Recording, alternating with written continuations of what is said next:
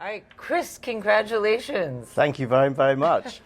So tell us a little bit about where we're at and why we're about to be sailing the open seas. Fantastic. Well, we're actually on Explorer II, beautifully newly delivered second ship in our fleet, which will be actually 6 ships by 2028. And Explorer II, the sister to Explorer I, which we launched actually last year in August. So 30 months later, I think it's true to say we have great momentum.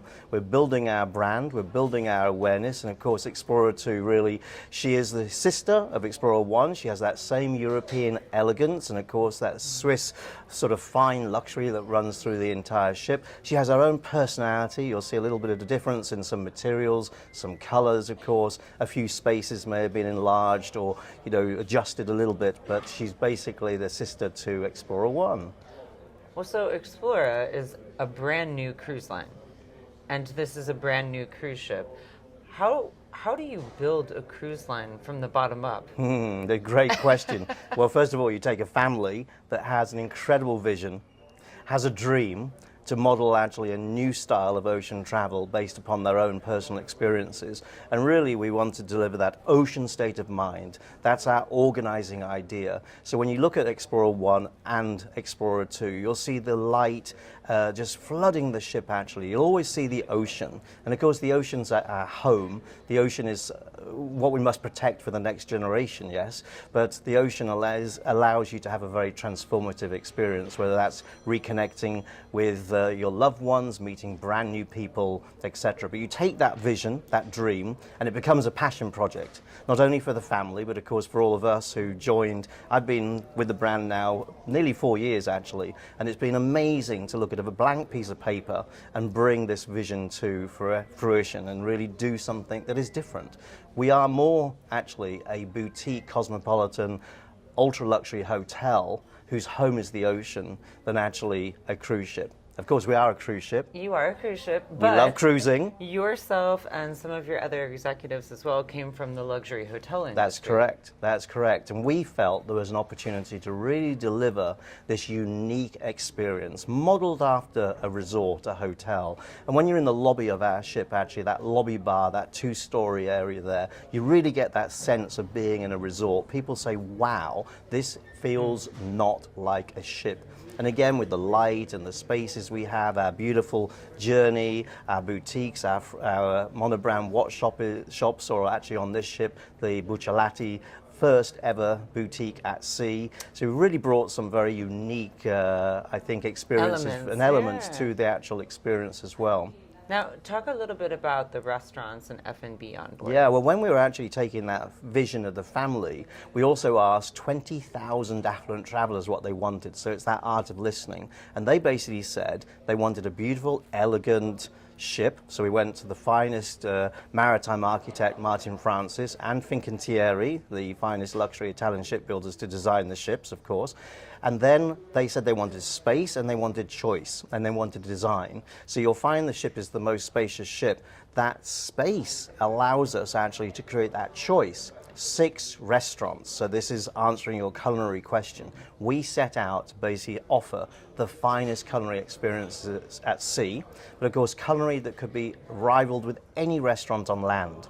And we really are proud that Franck Garanger and his team lead our culinary, and we have a lot of variety in our restaurant choices, whether it's Fil Rouge, our French international inspired restaurant, the Med Yacht Club, a fusion of Mediterranean cuisines, could also include North African, together with your French, your Spanish, your Italian, your Greek. Marble & Co., a European steakhouse, where we have our own dry ager in the European steakhouse there as well. Sakura, a Pan-Asian restaurant, one of my favorites, and actually on Explorer 2 you'll see a little bit of difference there because the cherry blossoms, of course Sakura means cherry blossom. Yes. The cherry blossoms here are white, on Explorer 1 they're pink, so a little bit of difference. And then of course we have Anthology. Anthology is on Explorer 2 actually, now on Explorer 1 as well. A beautiful, elegant Italian dining experience.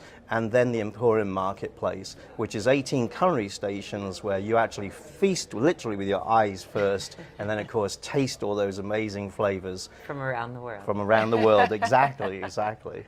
So now, how as a cruise line do you determine which itineraries each ship will go on? Well, the art of listening, it's very important, obviously, to listen to where our travelers, our guests would love to go around the world. Of course, the Mediterranean is such a beautiful place to journey, and our ships are built in Italy. So, of course, Explorer II, we are starting here in Italy, in Rome, and we'll be heading actually to Sicily, Malta, and to Spain on this next maiden journey. I know some exciting, beautiful places, but our journeys, our itineraries are all built with a great deal of thoughtfulness, easy access for embarkation and disembarkation. Shorter journeys, so 7, 8, 9 days. That unlocks the working affluent to be able to take a beautiful experience with us as well. But then we try to find off the beaten path destinations also. Maybe taking people to a destination at an island they've never been to before. Maybe, of course, they're marquee ports that nobody wants to miss as well, including overnights where appropriate. So we may overnight in Mykonos, we may overnight in Ibiza, or we may have a late stay. So we may arrive at 10 a.m. but not leave until 10 p.m. or 11 p.m. That allows... So guests really get to They get immersed, experience. and exactly, and they can have two experiences, a daytime and an evening. Nothing nicer than having an aperitivo perhaps in one of those gorgeous Mediterranean ports of call, or of course in the winter months in the Caribbean. Think of being in St. Bart's in Gustavia until 10 o'clock at night. You get to watch sunset. Exactly, you do. Have a beautiful aperitivo, watching the sunset. Absolutely beautiful, of course. And, you know, when our ships are at anchor in these beautiful locations, we are the destination as well. You can be sunbathing by one of our 4 beautiful pools, the Astern pool, the Atoll pool, enjoying maybe that little Aperol Spritz or a glass of champagne. And I think you're making your perfect day or your perfect evening. And how do you account for lessening your impact on the communities that you're visiting? Very important, Michaela. I'm so happy you asked the question. These ships, Explorer 1 and Explorer 2, are already very future forward in their environmental design. Our focus on sustainability, I said earlier, we must leave the oceans better for the next generation than we do actually today. So this ship, Explorer 1, is already equipped with ship-to-shore power. That means we can plug into the grid. And actually, I experienced that when we were in North America last summer. We actually were in the port of Long Beach, and we plugged into the grid there. I do think I saw the Hollywood sign flicker a little bit, you know, as we sucked some of the power out of the grid there. Oh, it was you. It was us. But no, really a focus. The RENA noise certification, it means that actually we, again, are even protecting the hearing of mammals in the oceans. Our propellers are set back a little deeper into the ship, which actually reduces the vibrations as the ship sails. So you get a much smoother feeling, which of course protects mammals in the oceans, the maritime ocean life, but also actually guest experience on the ship as well. Lots of future forward technology from a waste management point of view, even the paint, defouling paint on the hull of the ship. So there's an awful lot I could talk about, but very future forward. As we build ships 3 and 4, we'll actually be shifting to LNG power, and also for 5 and 6 also. And then for things that guests would see, do you have single-use plastic on board? We have no plastics on board, actually, so again, very, very important. Even coffee pods are biodegradable and things like this. We obviously don't give people plastic water bottles. We give everybody, you know, a metal water bottle. They fill it up with filtered water, etc. So again, very focused on the environment. Yay! Yes. I'm so happy to hear that.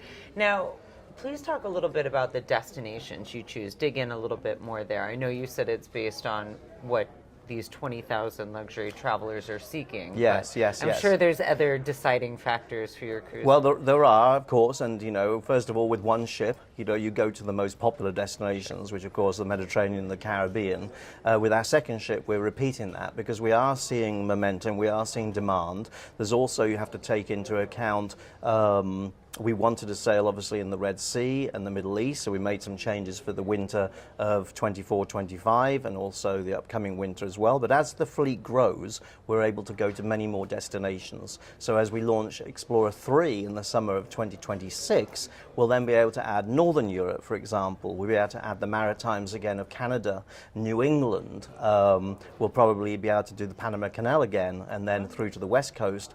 In the future, Alaska, of course, Australia. Australia, Asia. So as the fleet grows to 6 ships, we'll be able to offer real variety, but always keeping those key pillars of easy access for the embarkation and the disembarkation, beautiful off the beaten path ports of call during the journey, combined with some of the marquee ports, as I call them, of course, but then those longer stays so you can really have a more immersive experience. And then when we visit these ports of calls, we must open the destinations up to the guests, our travelers, in destination experiences, whether they're looking for cultural, whether they're looking for a culinary focus, whether they just want to literally walk and tour the destination on their own, have a private car and driver, maybe they're even taking a helicopter somewhere and experiencing something a little further afield. But the opportunities available for everybody as we take them to these amazing destinations. And I always say to people, you haven't really experienced a destination unless you've sailed into it.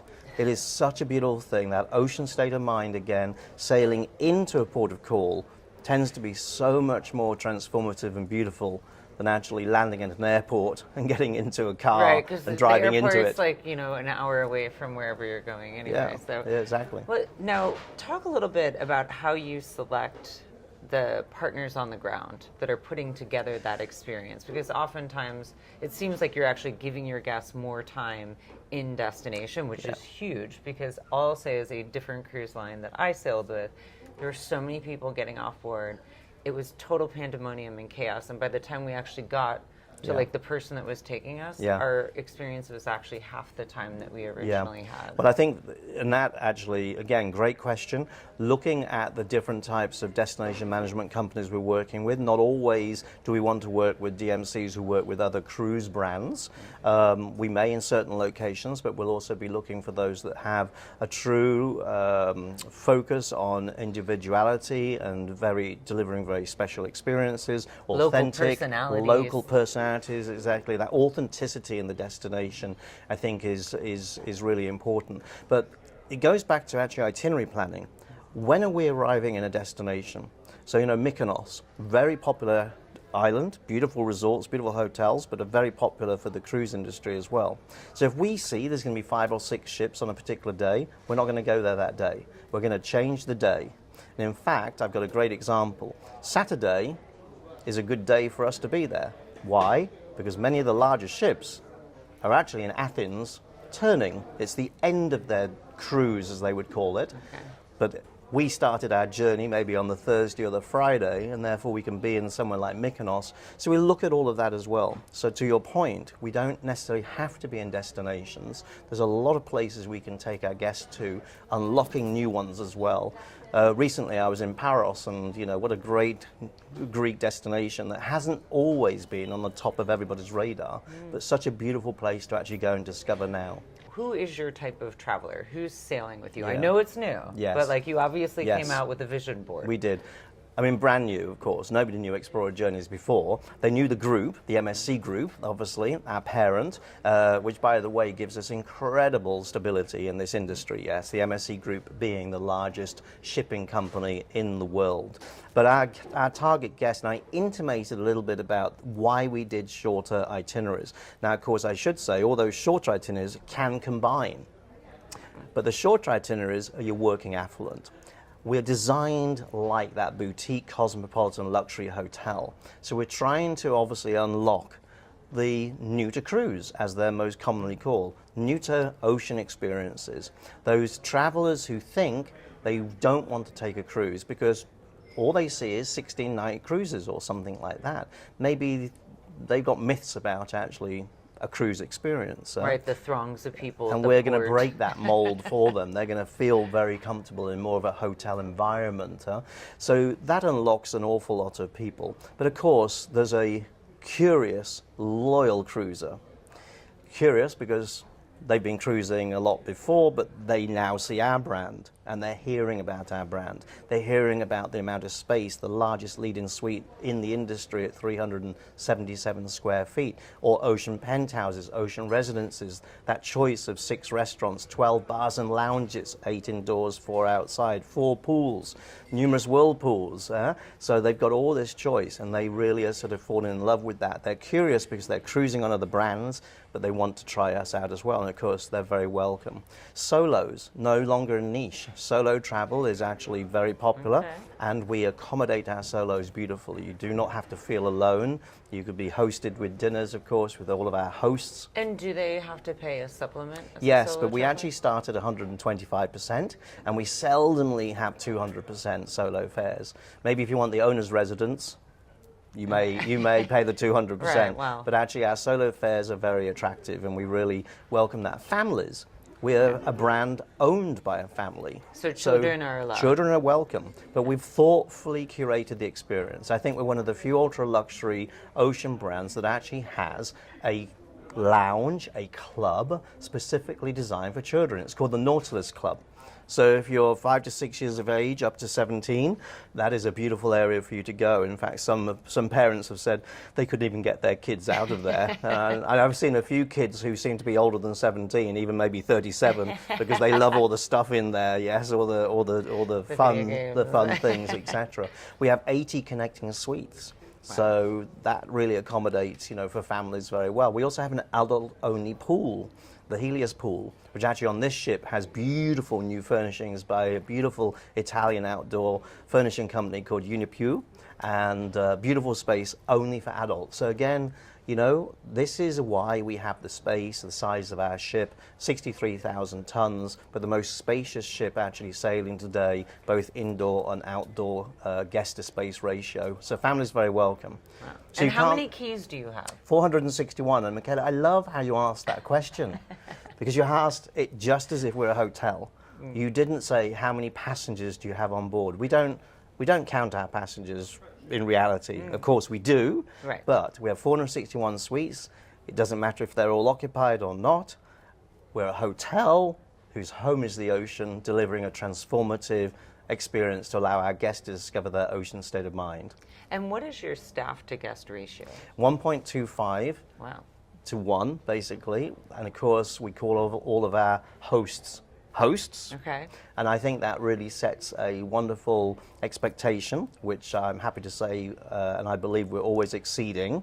So our hosts are passionate hospitality experts. Some have come from the luxury cruise industry, and some have come from the luxury hospitality industry. We recruit all over the world, but what we're looking at is smiles, eye contact, and their passion for the job. We can train skills. If you're not passionate about hospitality, we really don't want you to be part of our host team here.